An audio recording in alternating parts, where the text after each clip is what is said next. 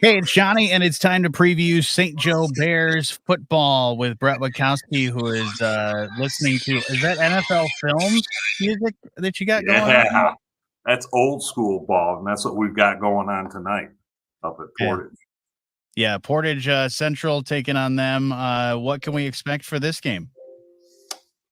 Portage started out the season 0-2. Played the tough non-conference. A lot of schools in the SMAC played some tough non-conference games, and from then they've just been rolling.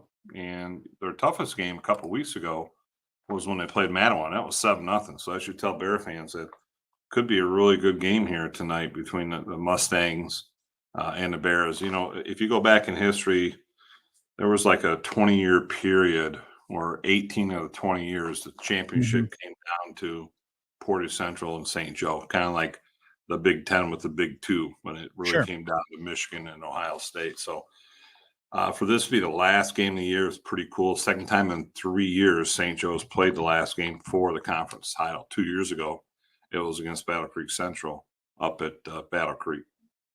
Yeah, it's like one of those scheduling things where like the Bears always play the Packers kind of thing is one of the last games of the season. Like we know we have a rivalry. We know it's going to be a good game no matter what year it is. So good job on whoever put that schedule together. Yeah, normally they don't do a good job with it. So this year it did work out well. So, well, then if they beat them, will they then have to possibly meet them again later on in the playoffs, or is this kind of get them out of there? Yeah, good question. Portage Central is a D2 team. Okay. Portage, Northern, Mattawan, which all three are going to make the playoffs. St. Joe being D3 is the only local D3 team that's going to be in the playoffs. So this will be the only time they meet. And if St. Joe wins, they both finish 3-1 in the division conference. But even though St. Joe has won over them for high school purposes, they share the crown. Okay. That sounds like a lot of fun, sharing the crown, but they don't want to do that, right? They want to beat them and still say, even though we share the crown, we know who won. Right. I mean, that's a great way of putting it. And, if you don't win, you don't get no crown. Right. So it's all or nothing for the Bears coming out tonight. A little rain in the morning. It's going to hopefully be decent. St. Joe runs the ball effectively. You've got Chapman over 1,000 yards. Portage Central runs the ball a lot. They run the Navy style offense, which St. Joe has seen already this season with Niles. So that should help them defensively on how to defend it. Portage Central's got a stud linebacker, junior, already got offers to go play some D1 football. St. Joe's got guys looking to play some college football.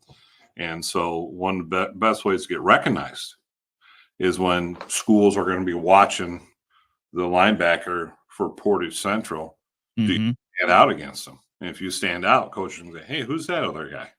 And so that's always a positive of that. Portage Central plays kind of an old school defense of 52, which is something we played at St. Joe for a long time. A lot of teams have adapted to the 4-3 or a high school level, and obviously the pros 3-4. But they'll go with 5 down linemen and 2 backers because they think they can defensively match up with you. So St. Joe's front line, which has done a good job most of the season, will need to have a great game. Even last week, and we talked about it in a coach's show, even the first half against Battle Creek Central, it was like the whole game against Mattawan. They just were not at the Bear level, championship level that you need to play at. And then I know there were words said at halftime. They came out like they had the first 6 games, took care of business, and game over. Now, with this game, we look at the playoffs ahead too. So does St. Joe pull out all the stops, or do they kind of look at what they can do to maybe hopefully they get ahead in this game so that they can rest some of those guys? Well, if they can rest some of the guys in this game, that would be huge. Yeah. I think this game has a lot on the line. If St. Joe pulls this off, they pick up a lot of what's called playoff power points. And that would give them the number 1 seed in the district. I think number 1 seed in the regional based on what the projections are showing, which then would give you 1, 2, or 3 home football playoff games. So this game has a lot on the line. If they can get up, let's say 3 touchdowns and late in the fourth quarter, then they'll put the subs in. Sure. Yeah. But if it's a 2 score or less, I don't see it happen. I think at this point in the season, your JV and freshman. You get them what you can, but Sure. now it's about the varsity. Well, it's always been about the varsity, but you don't know what I'm saying. Yeah, I think yeah. it's a little bit different at this point. Any key injuries we need to watch out for? This will be St. Joe's healthiest Well, since playing good. Portage Northern.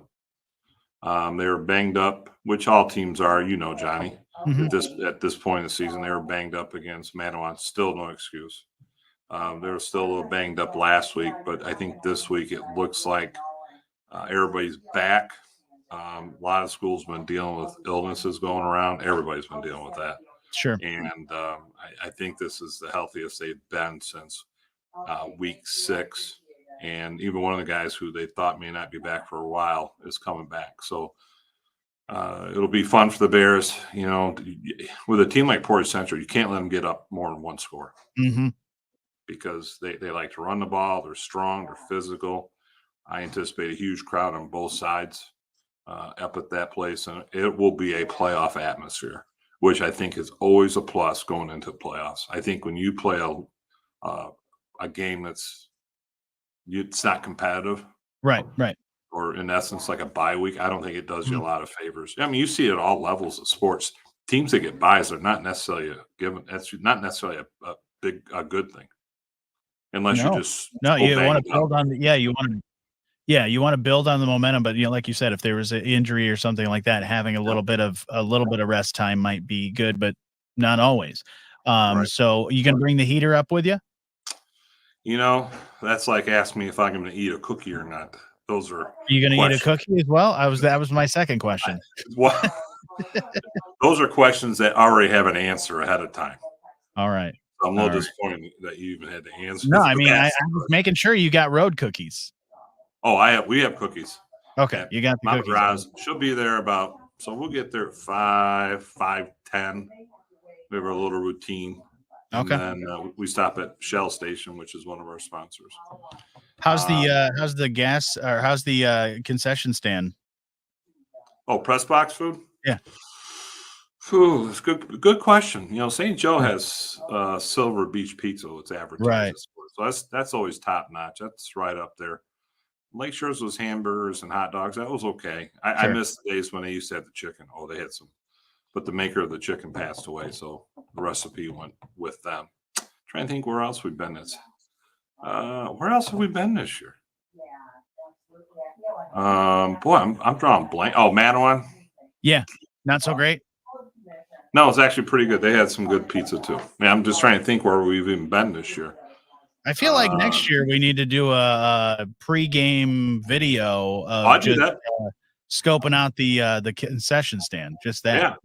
Well, not necessarily a concession stand. You're talking about press box food. Well, both.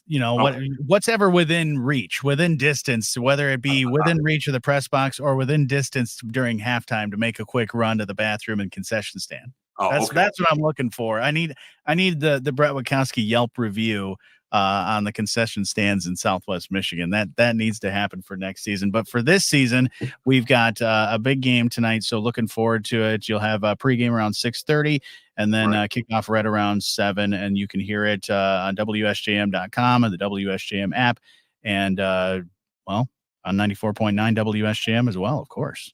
So we're for the first time ever streaming. I think it's StreamYard. Is that the right name? Well, on our socials.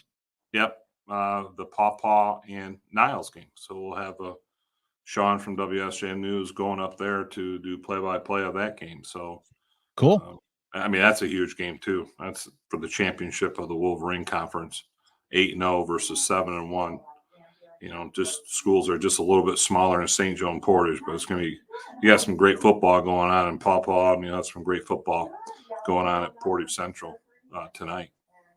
Something to look forward to, as always. And we always, I know a lot of people look forward to seeing your shiny face that you just shined up right before we got on. You know what? And I even tried to get that off, but I did wear my Pink Friday shirt for you.